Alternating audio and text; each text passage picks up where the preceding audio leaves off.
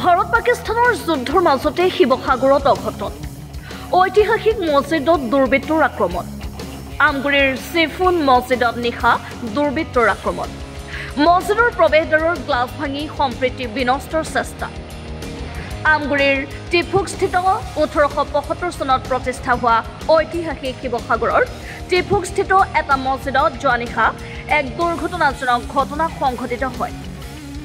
অজ্ঞাত দুৰ্বৃত্তই নিশা মছজিদখনৰ মূল প্ৰৱেশদ্বাৰত থকা দৰ্জাৰ 4খনকৈ গ্লাছ ভাঙি দিয়ে মছজিদৰ ইমামে গ্লাছ ভাঙি থকা অৱস্থাত দেখা পায় আৰু স্থানৰ ৰাইজক খবৰ দিয়ে পিছৰ ৰাইজে হালৱাটিং আৰক্ষীক অৱগত কৰাত আৰক্ষী ঘটনাস্থলীত উপস্থিত হৈ তদন্ত আৰম্ভ কৰিছে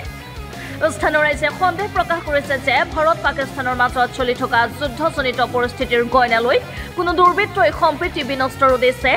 এই নিকৃষ্ট কাৰ্য সংঘটিত কৰিছে ঐতিহাসিক আৰু ধৰ্মীয় দৃষ্টিকোণৰ পৰা গুৰুত্বপূৰ্ণ মছজিদটোত সংঘটিত এনেধৰণৰ ঘটনাই অঞ্চলটোত তীব্ৰ প্ৰতিক্ৰিয়াৰ সৃষ্টি কৰিছে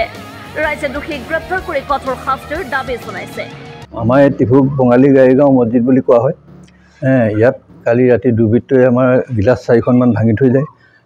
ৰাতি আমাৰ ঈশা নামাজ পঢ়ি যোৱাৰ পিছত আমাৰ জপনা চপনা লগাই দৰ্জা চৰ্জা ধুনীয়াকৈ লগাই থৈ গৈছে আৰু ৰাতিপুৱা যিজন জোনাব আছে তেখেতে আমাৰ ফজৰ নামাজ পঢ়িবলৈ অকণমান দেৰিকৈ আহিছিল আজি বৰষুণ দিয়া হেতুকে তেখেতে আহি দেখে যে আমাৰ ফ্ৰণ্টৰ যিখন দৰ্জা সোমোৱা তাৰ গিলাচকেইখন 4খন গিলাচ সম্পূৰ্ণৰূপে ভাঙি চিঙি চুৰমাৰ কৰি থৈ যায় আৰু আমি তেতিয়া আমাক খবৰ দিয়ে আমি গোটেই ৰাইজ আহোঁ আমাৰ ইয়াত অকলে আমাৰ মানুহখিনিও নহয় বিভিন্ন সকলো সম্প্ৰদায়ৰ মানুহ আহি পেলাই আমাক খবৰ খাতি লৈছে আৰু এইটো আমি ভাবিছোঁ যে এইটো কোনোবা দুৰ্বৃত্তৰ কাম আছে আৰু আমাৰ সম্প্ৰীতি নষ্ট কৰিবৰ কাৰণে তেখেতসকলে নিশ্চয় তেনেকৈ চেষ্টা এটা কৰাৰ নিচিনা আমি অনুমান কৰিছোঁ গতিকে সেইটো যাতে নহয় আমি তাকে বিচাৰিছোঁ আৰু সেইটো নহওক আমাৰ ইয়াত এতিয়ালৈকে কোনো সন্দেহ নাই আমাৰ এতিয়ালৈকে আমাৰ আমি আৰক্ষীক অৱগত কৰিলোঁ আৰক্ষীয়ে ততাতৈয়াকৈ আহিলে আহি গোটেই কেছটো ইনভেষ্টিগেশ্যন কৰিলে কৰাৰ পিছত তেখেতসকলে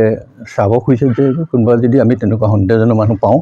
আটক কৰিম বুলি পেলাই তেখেতে আমাক প্ৰতিশ্ৰুতি দি থৈ গৈছে আৰু গতিকে আমিও এতিয়া ভাবিছোঁ যে আমাৰ এইটো যিটো হৈছে এইটো আমাৰ মাজত এটা সম্প্ৰীতি নষ্ট কৰিবৰ কাৰণেহে কোনোবা দুৰ্বৃত্তই এইটো কৰিছে